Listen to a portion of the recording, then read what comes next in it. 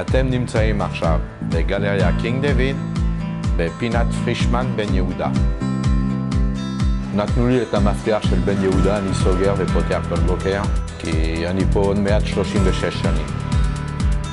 גוטמן, ראובן, ארדון, ריבק, והיום אני עובד עם יותר צעירים.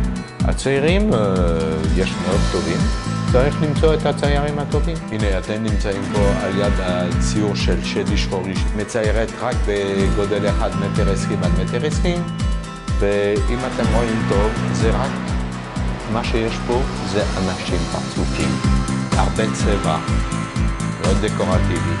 אני פותח ב-10, 10:30 עד 7, 8 בערב.